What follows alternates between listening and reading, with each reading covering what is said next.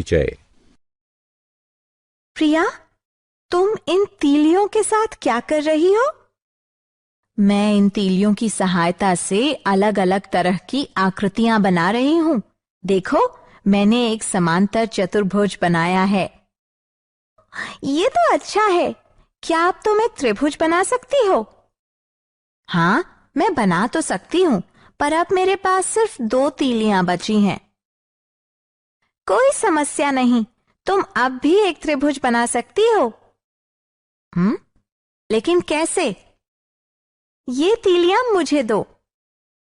देखो, अब दोनों आकृतियों का आधार एक ही है। हाँ, यह तो बहुत आसान था। आओ, इस अध्याय में हम ऐसी ही और भी आकृतियों के बारे में जानते हैं। उद्देश्य। इस पाठ के अंत में आप निम्न करने में सक्षम हो जाएंगे। एक ही आधार पर तथा एक ही समांतर रेखाओं के बीच की आकृतियां बनाना। एक ही आधार पर तथा एक ही समांतर रेखाओं के बीच के समांतर चतुर्भुजों को समझना। एक ही आधार पर तथा एक ही समांतर रेखाओं के बीच के त्रिभुजों को समझना।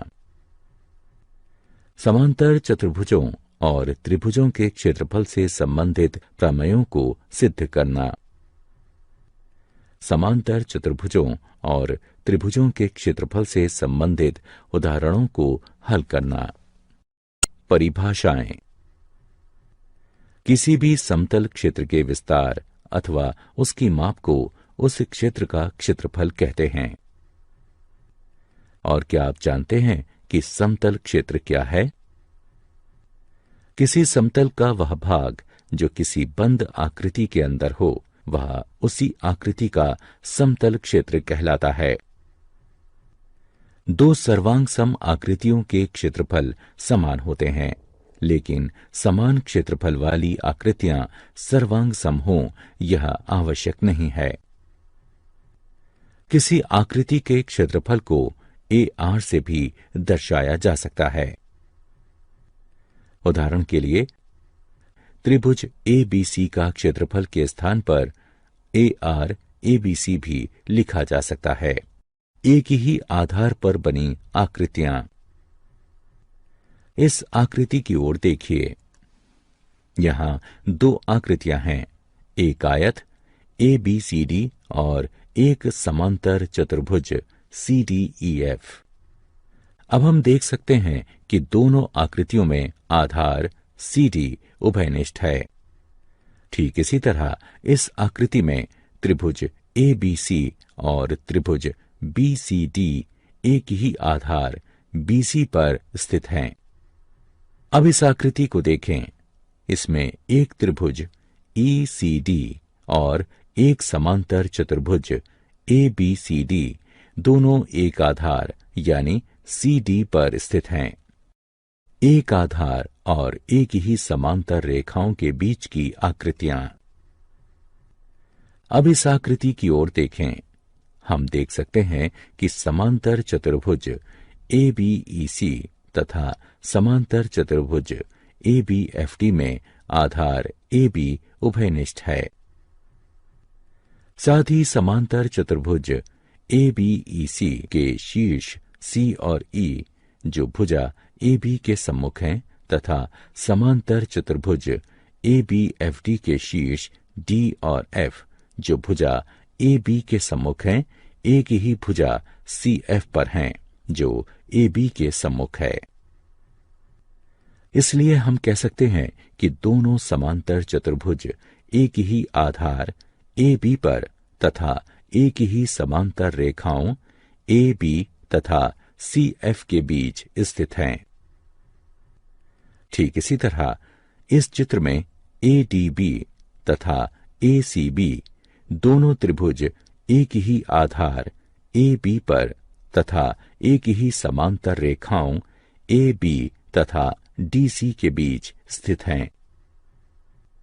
इसलिए 2 आकृतियां यदि एक ही आधार पर स्थित हैं और उभयनिष्ठ आधार के सम्मुख स्थित उनके शीर्ष एक ऐसी रेखा पर स्थित हैं जो आधार के समांतर हैं, तो वो आकृतियां एक ही आधार और एक ही समांतर रेखाओं के बीच की आकृतियां कहलाएंगी। एक ही आधार और एक ही समांतर रेखाओं के बीच स्थित समांतर चतुर्भुज। प्रमेय। एक ही आधार और एक ही समांतर रेखाओं के बीच स्थित समांतर चतुर्भुजों के क्षेत्रफल समान होते हैं।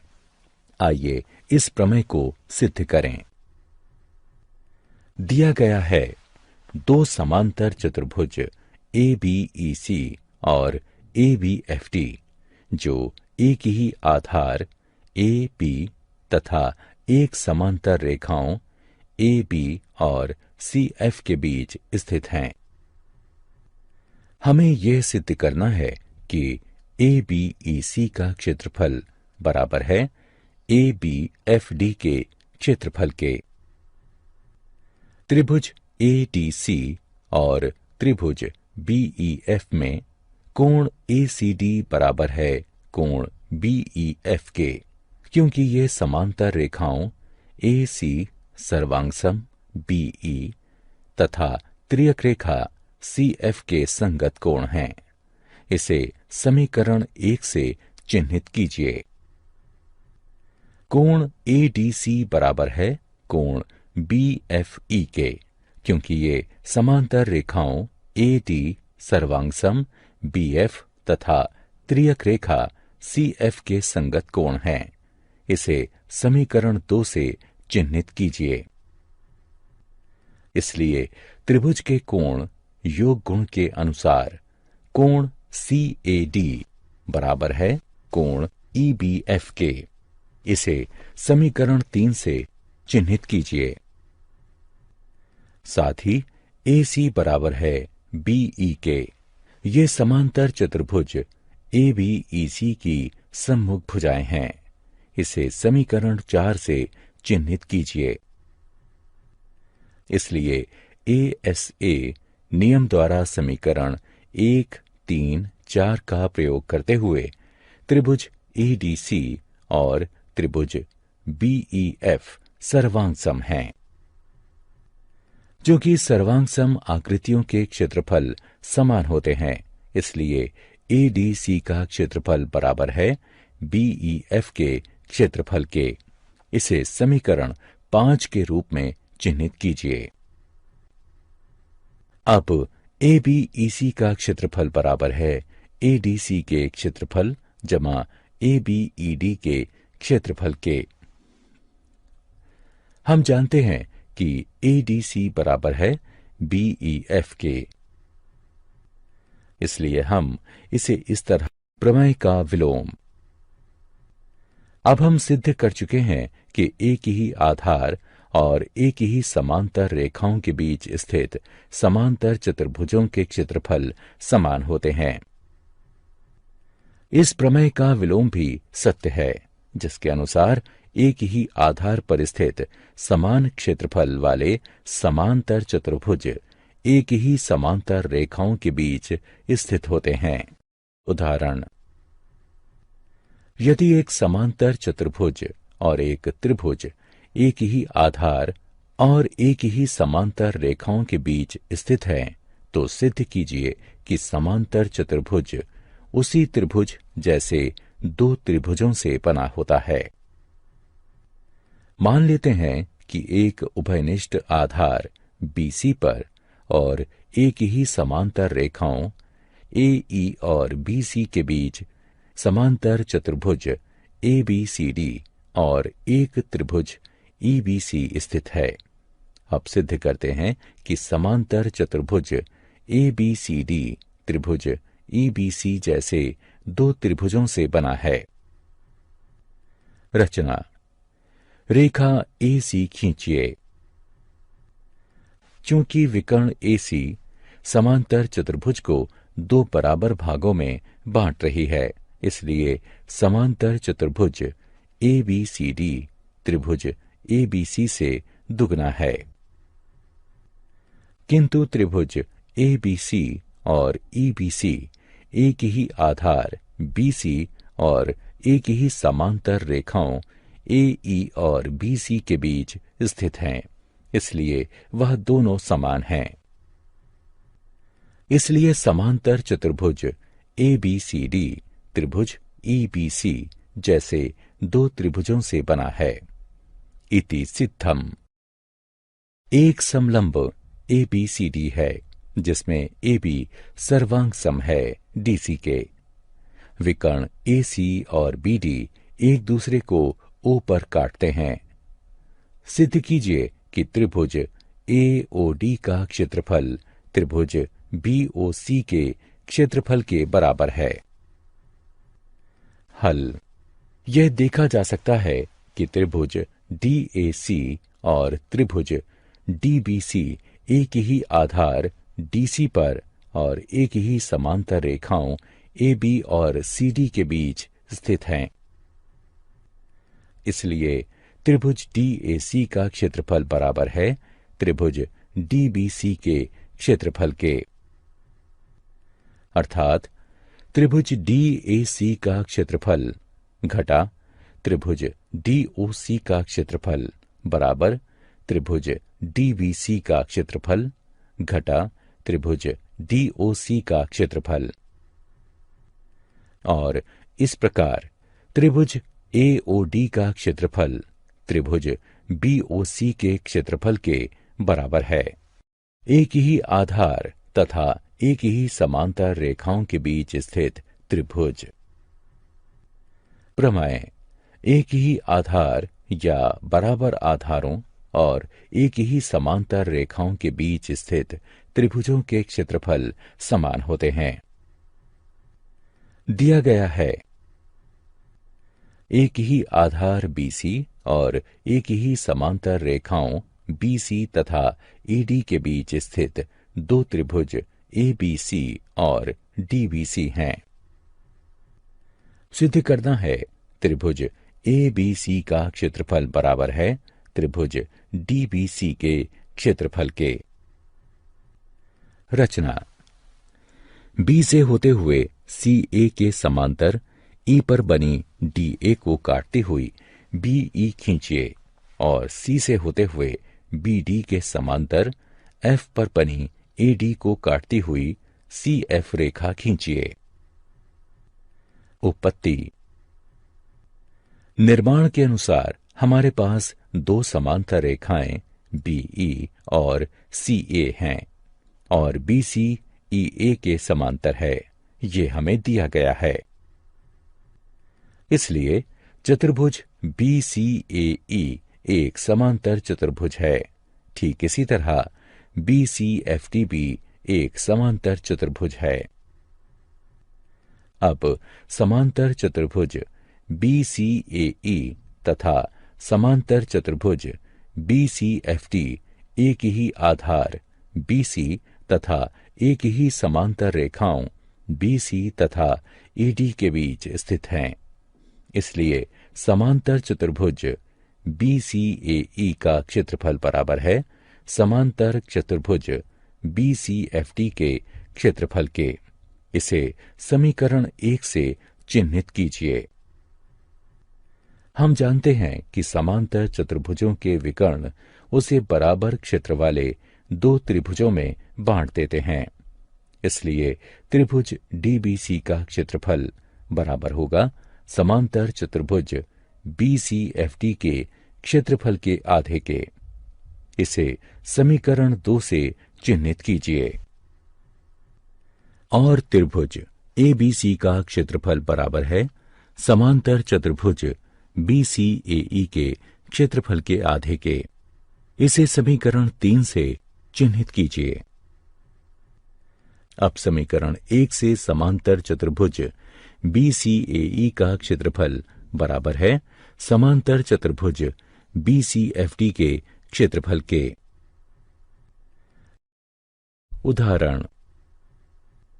एक त्रिभुज ABC में E माध्यिका AD का मध्य बिंदु है।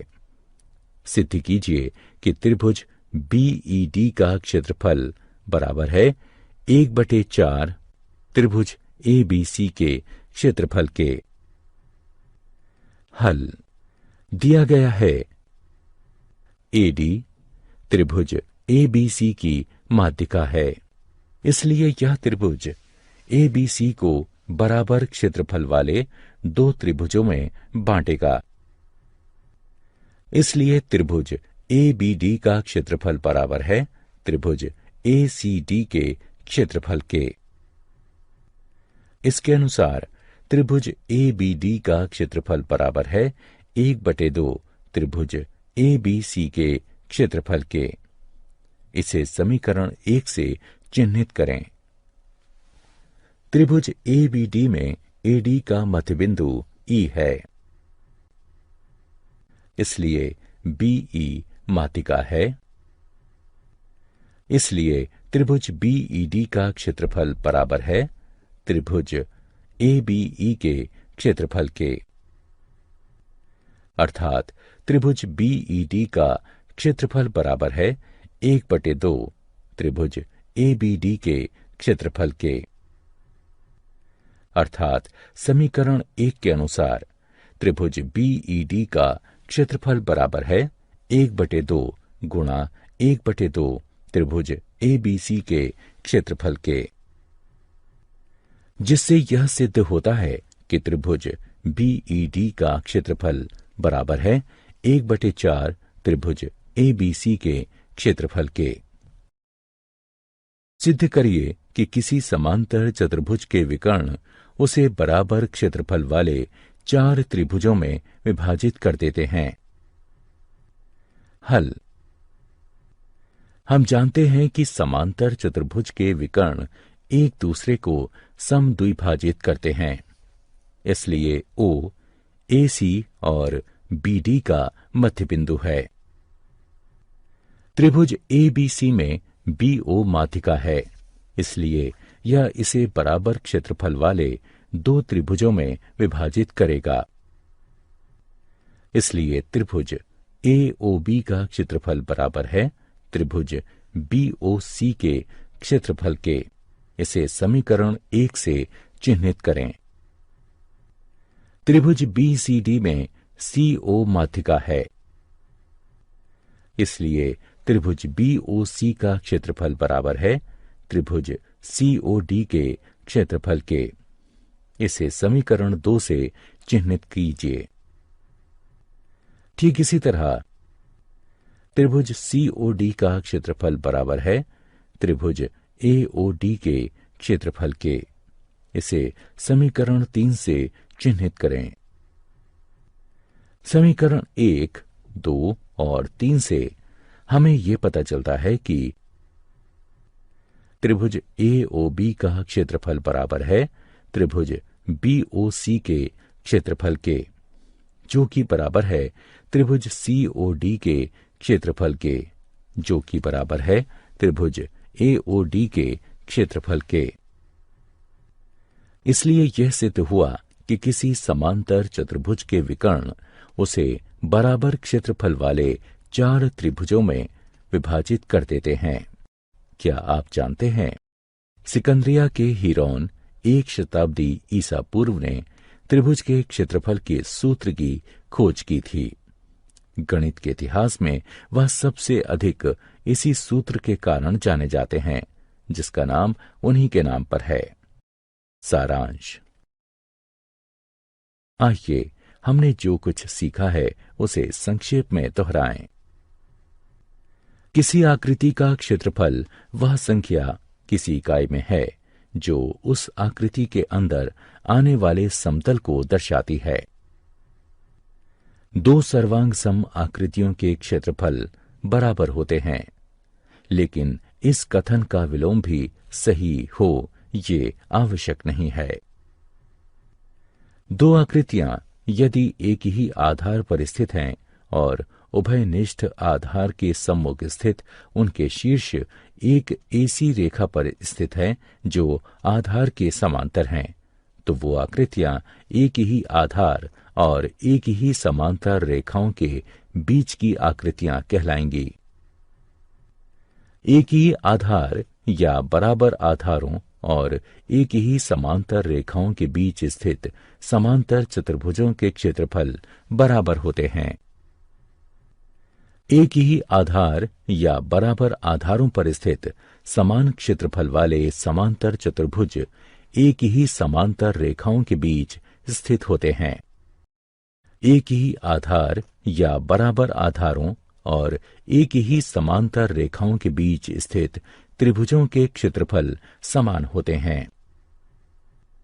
किसी त्रिभुज का क्षेत्रफल उसके आधार और लंब के गुणनफल का आधा होता है। एक ही आधार या बराबर आधारों पर स्थित समान क्षेत्रफल वाले त्रिभुज एक ही समांतर रेखाओं के बीच स्थित होते हैं। एक त्रिभुज की माध्यिका उसे बराबर क्षेत्रफल वाले दो त्रिभुजों में बांटती है। एक ही आधार या बराबर आधारों पर स्थित समान क्षेत्रफल वाले समांतर चतुर्भुज एक ही समांतर रेखाओं के बीच स्थित होते हैं।